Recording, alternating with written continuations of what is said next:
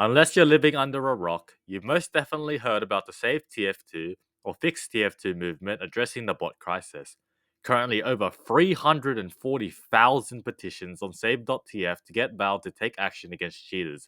Every game you play, at least one person will have the tags in their name.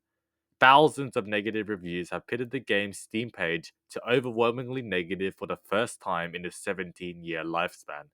People have even advocated to hold all transactions with Valve until action has been taken. However, between the 25th and 26th of June, Valve silently banned over 20,000 accounts related to cheating and have updated their policy to quote unquote permanently ban a player when they attempt to circumvent or interfere with game systems to the detriment of others.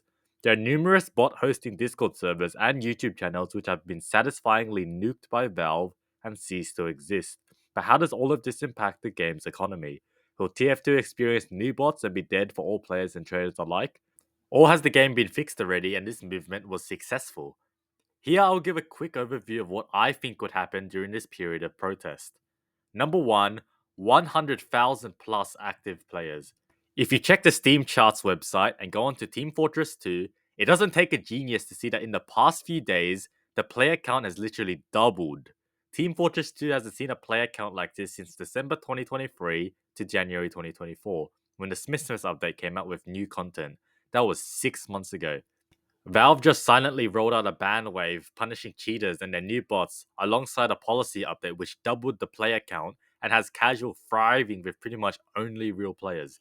And just like many other people have stated themselves, I've queued into at least 10 casual matches by now in Sydney, Australia servers where there would be a very high likelihood of bots plaguing casual even during peak times, and yet I haven't seen one cheater at all, which just feels so refreshing.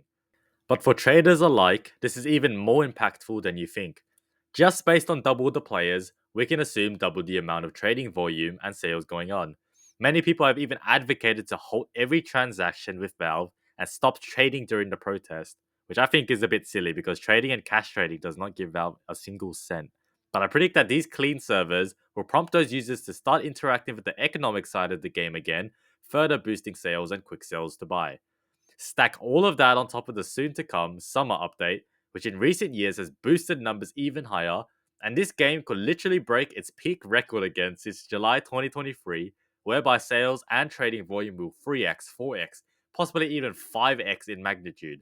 There's no better time to start trading than now, where many TF2 players have free time to play in the summer update will come out with fresh content, and Valve F1ing all those cheating scum out of casual servers into the ban list. The last couple of months weren't great for trading, but the next few months I can see myself soaring to new heights, making heaps of profit, and you can as well. Number 2, will bots return? It's early to conclude if TF2 will continue through any more cycles of Wave 666, but we've definitely won a battle against the bot hosters this time. Many people are pessimistic and believe that all of Valve's built up efforts will be gone by next week and new accounts will be created, but I think that Valve has actually done an amazing job in literally cleaning out all of casual, and they must have some bot detection process in place to prevent it from ever getting worse. They've been working on counteracting this issue before even the first Save TF2 protests happened, and we can really see the effects today. It just would be nice to get communication from Valve, but these messages could give bot hosters the upper hand, so I don't mind seeing action without information. In the worst case scenario that everything returns back to how it was just last week forever, I don't even think trading will suffer that badly.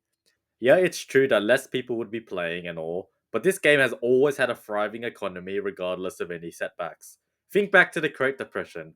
All of those thousands of extra supply, and yet unusuals are at their most expensive now. Thousands of extra Australians were dropped from zero to a noob spamming the refund exploit to get infinite credits in MVM before it was patched.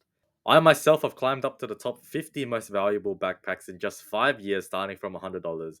And in those past 5 years, people have always complained about cheaters and how the TF2 economy, or even how the game is just flat out dead, which is just so wrong. I believe that the next 5 years would be just as good as the last 5 years, despite the frustration of attempting to join a bot-free casual game and lack of content updates. The TF2 community is so strong that even a stagnant game allows like-minded traders to grow. All it takes is supply and demand. And no, I don't believe that Valve will ever pull the plug on TF2. TF2 generates so much money each year while being a free-to-play game, it still makes so many gamers very happy to play the game every day despite no major update in 7 years. And the amount of passion and hard work to create a game like this would partly tarnish Valve's legacy if they ever did so. So there's no point. Number 3, moving forward. As we see signs of life from Valve banning cheaters on site, I encourage people to become more optimistic, applaud Valve's efforts in chasing down those bot hosters, and enjoy playing the game. Continue to encourage Valve to take action and thank them for doing this for us. Continue to report any cheaters you encounter, and keep up with the news that comes along with it. Whenever we ask enough for a change to happen, the change will always happen no matter how long it takes. And if you haven't already, you should definitely be trading during the near future as I stated before. A minimum triple multiplier on sales is serious money to be made. I recommend taking advantage of this on cash websites such as marketplace.tf or the Steam community market, as most activity will happen there. However, backpack.tf and scrap.tf are good options too. Also to mention, key prices on marketplace.tf and the Steam community market are at a near all-time low. So if you have some in real life cash you are willing to spend, I encourage you to buy some keys while you're at it, and use those to trade during this period of increased activity. This current ban wave is already better than if they did nothing. People will perhaps start playing the game while simultaneously injecting some money into the game. The economy will grow again as demand goes up, meaning items will continue to rise in price. I believe that in this case, the player count will almost never drop below 100,000 again, as the new generation of players coming across a beautiful free to play game and older players returning to the game will keep that number up. And of course, for traders, trading will be a lot more volatile. You can easily expect to get a lot more sales and opportunities to buy discounted items. People will be all over the place to buy your items as well as liquidate some of their owed for cheap prices. And that's it for today's video. Continuing pushing on for this game to be bot free, and make sure to like, subscribe, and turn on notifications. Also, comment down below your experience with bots in casual or your future trading plans below. See ya.